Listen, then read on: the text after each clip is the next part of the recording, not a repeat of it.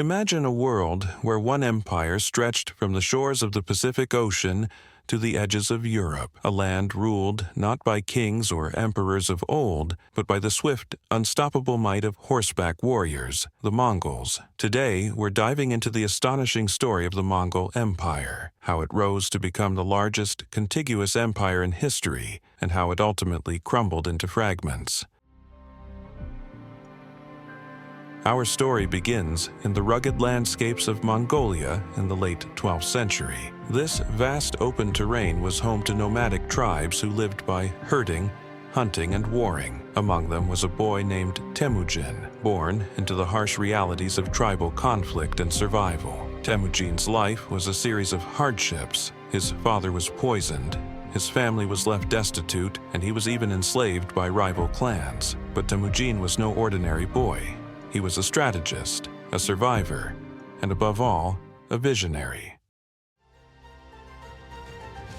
By his early 20s, Temujin had begun uniting the fractious Mongol tribes. Through alliances, cunning diplomacy, and ruthless warfare, he forged a new identity for his people. In 1206, he was proclaimed Genghis Khan, the universal ruler. His goal, to bring the world under one rule. The first target of his ambition was China. The Jin and Western Xia dynasties were powerful, but their cities and walls were no match for the Mongols' adaptability. Genghis Khan introduced revolutionary military strategies, combining speed, deception, and overwhelming force. Within decades, the Mongols had seized vast swaths of Chinese territory.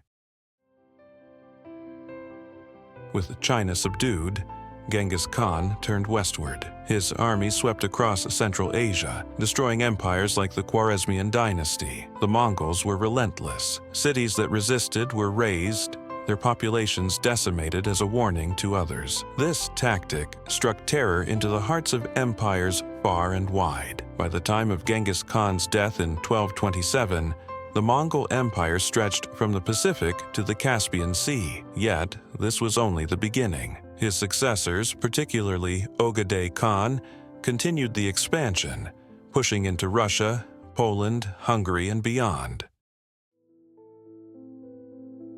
Under the rule of Genghis Khan's descendants, the empire entered its golden age. The Pax Mongolica, or Mongol Peace, emerged, connecting the East and West like never before. The Silk Road thrived, allowing goods, ideas, and even diseases to travel vast distances. Innovations such as gunpowder, printing, and advanced navigation spread across continents. The Mongols even promoted religious tolerance, welcoming Buddhists, Christians, Muslims, and others within their borders.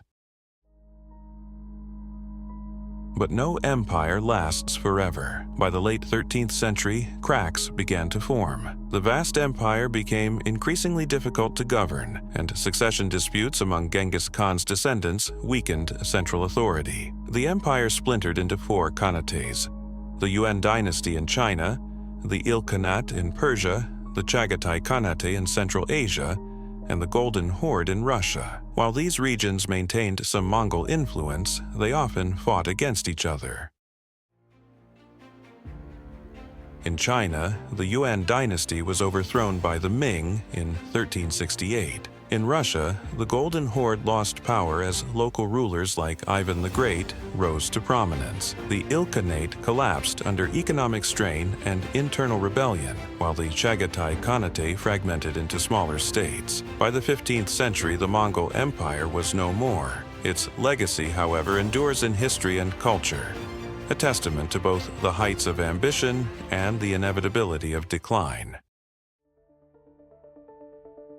So, what can we learn from the Mongols? They remind us of the power of unity, the importance of adaptability, and the dangers of overreach. The Mongol Empire was a force of destruction, but also a bridge between civilizations, shaping the world we know today. The story of the Mongols is one of resilience, ambition, and complexity. It's a story that continues to captivate and inspire. Thank you for joining us on this journey through history. Don't forget to like, subscribe, and let us know in the comments, what historical empire should we cover next?